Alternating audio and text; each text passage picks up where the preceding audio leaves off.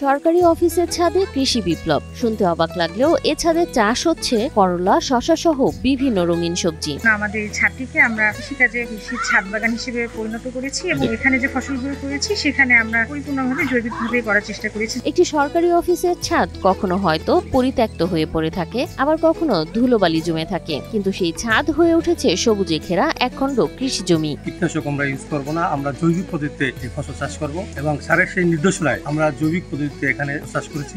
ঝালকাঠি সদর উপজেলার কৃষি প্রশিক্ষণ কেন্দ্রের ছাদ ঠিক তেমনই এক রূপকথার মতো রূপান্তর। এ ছাদে এখন জন্মাচ্ছে দেশীয় নানা সবজি ও ফলমূল।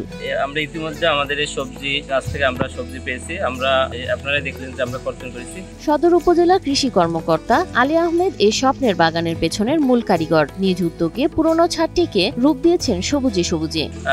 এর আগে কখনো আমরা এখানে উঠতে পারতাম না, আমরা এই গত বছর আমরা একটা লোহার সিঁড়ি দিয়েছি, এর একটি উদ্দেশ্য ছিল আমাদের ছাদটাকে একটু সুন্দর পরিবেশে রাখা এবং ছাদ বাগান করার উদ্দেশ্যে। ইলেকট্রা রেফ্রিজারেটর, খাবার তাজা তো জীবন তাজা।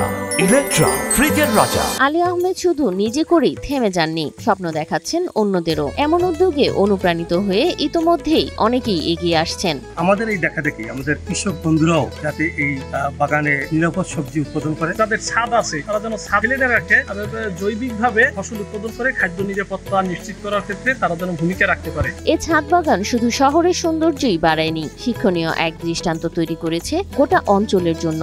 নগর কৃষি সম্ভাবনা যে কতটা বিশাল হতে পারে তা প্রমাণ করেছে আলী আহমেদ। আমরা এবছর এখানে ছাদ বাগান করেছি, এখানে আমাদের 7-8 ধরনের সবজি আছে, এছাড়াও আমাদের 5-6 ধরনের ফল গাছ আছে। সবুজে ঢেকে যাক নগরের ছাদগুলো, গড়ে উঠুক পরিবেশ বান্ধব স্বনির্ভর এক ভবিষ্যৎ।